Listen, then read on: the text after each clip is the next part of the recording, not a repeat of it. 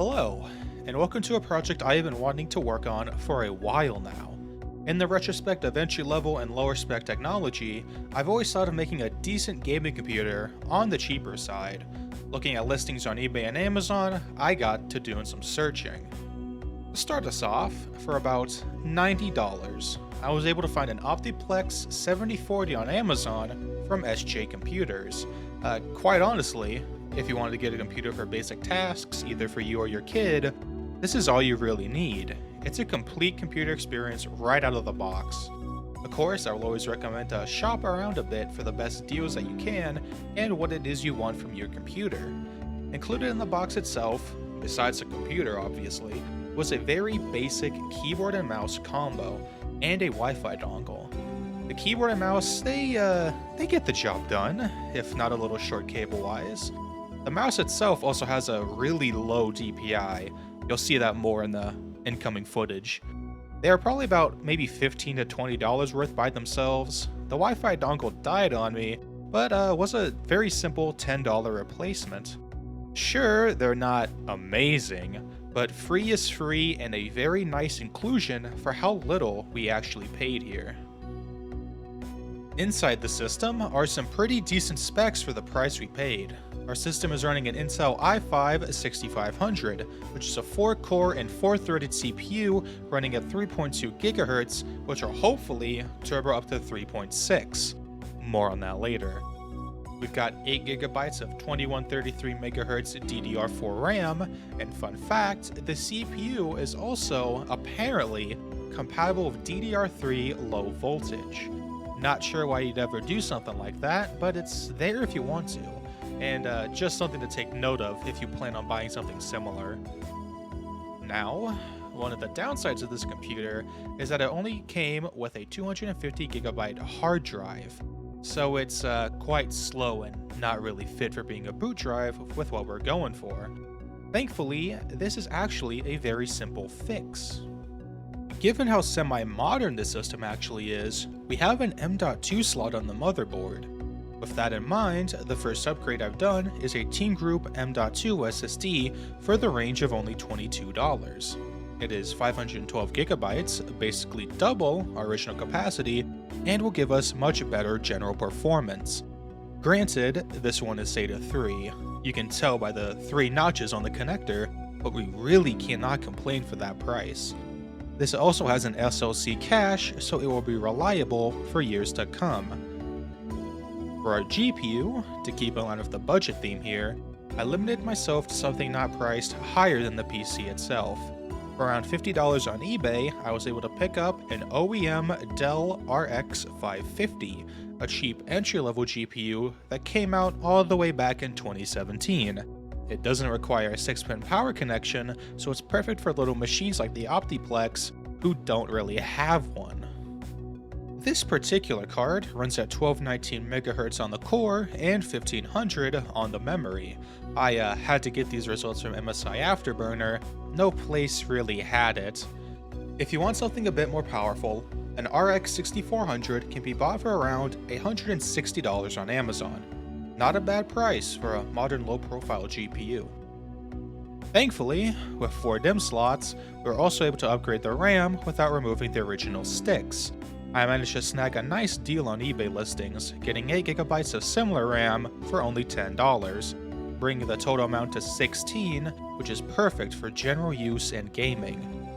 This brings the total up to $176, or $186 with the replacement Wi-Fi dongle. And with that, we have a nice little compact system for under $200. But how much gaming performance does that grant us? Let's check it out in the benchmarks. All of the footage was captured with an Elgato HD60. Starting off with something decently modern, at 1080p lowest preset, Skyrim Special Edition ran very nicely. Exploring Riverwood and taking a trip out of the mountain to Bleak Falls Barrow, we're just below that 60 FPS cap, with percentile lows of 46 and 29 respectively. When the game gets a bit cluttered with enemies and objects, there will be some frame drops, but otherwise it is a generally pretty stable experience and a very nice start to our benchmarks. One thing to note, however, in these benchmarks is that our CPU will never hit that magical 3.6 GHz that Intel says it can. Only 3.5 every so often when in the middle of a game. I'm not sure if that's because it's a Dell BIOS or the lower wattage of the power supply itself, but definitely something interesting to see and to take note of. Up next is Fallout 4, which, in all honesty, was a bit odd. I didn't really think the game could go above a 60 FPS cap. Is that even possible? Either way, at 1080p lowest, despite the average being 73, it didn't really feel like it while you were playing. Constant diffs that could go down to the 50s just walking around. A wild rad stack actually dropped the FPS even lower than that. 1% lows of 34 and a 0.1 of 12, it's playable, but maybe a resolution drop here may help in keeping those frames feeling consistent. 900p seems reasonable. If you want to be drastic, go for 720. In terms of simpler indie games, especially 2D ones, the RX 550 is shown to be more than capable. At 1080p high, we've quite easily hit that 60 FPS cap in Terraria, and our percentile lows are completely fine, even if the 0.1s are only 7. Building a house and exploring was a breeze, so I have no doubt you'll have a fine time going after the Moon Lord with this configuration. Although, turning off windowed borderless and hitting full screen had a pretty weird effect on the game, more than likely caused by the display going through a capture card, but best to stick to the default borderless setting for this game regardless. Valheim gives us a very good example for more complex indie games. The menu and beginning where you fly into the map are pretty laggy, but once you get down onto the ground, it is a mostly stable experience.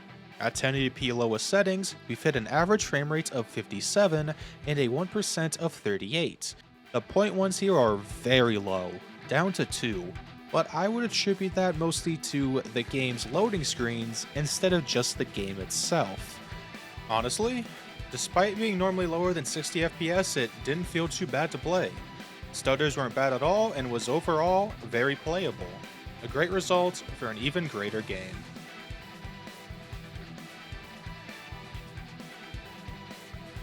CSGO has always been a pretty easy game to run, even on lower hardware, and it is no different here. At 1080p low, we're hitting a 166 FPS average. You could try and get away with a little competitive action if you really wanted to, although be very cautious of smoke, which in this clip shows to cause some massive frame drops, which is what is reflected in our 1% lows being just under 60. A pretty good result, but not too unexpected. I was able to complete this bot match with very little difficulty, besides the mouse with its terrible DPI. Fortnite was a bit confusing, in all honesty. The footage you're seeing here seems a bit more smooth than the actual gameplay I was doing, which felt a lot more stuttery to me. This is possibly a side effect of playing through the HD60 itself, but it's just something to note. At 1080p performance settings, we're sitting at a 104 FPS average. This game is playable, even if the point lows are pretty atrocious. You should be able to get a few good games in on this PC, although take that with a grain of salt, and you're not going to get hyper competitive frame rates. Also, please ignore my garbage aim. I swear I blame it all on the terrible mouse.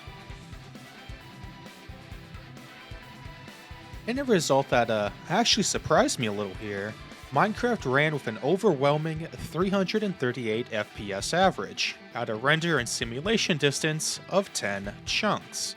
Of course, you have that standard Minecraft stutter when loading in the new chunks, which is the reason our percentage lows are so wildly different here from our averages. I believe this is more due to the i5 only being a 4-core chip with zero hyperthreading, means when you're loading and building new chunks, it's going to pin that CPU up to 100. But you should still have a pretty nice time when trying to explore for some diamonds. Overall, A very good experience for a pretty good game. To round us off here, we're doing something ambitious with Cyberpunk 2077. And with these results, go to show just how powerful something like AMD's Fidelity Super Resolution really is. With the 1080p Ultra Performance setting, we're getting an average of 37 here, an actual playable frame rate with 1% lows of 22 and 0.1s of 10. In busier areas in combat, you can expect it to be more around 30 to high 20s, but in the less crowded spaces, you could see it go all the way up to the low 40s even. Please note that this is before the Phantom Liberty update, which is just something to keep in mind. Just watch the difference here between no FSR and Ultra Performance. Granted, doing Ultra Performance makes everything kinda look like Play-Doh and gives a ghosting artifact that you can see while driving or picking up weapons, but overall, this is an amazing result for a sub $200 Optiplex PC.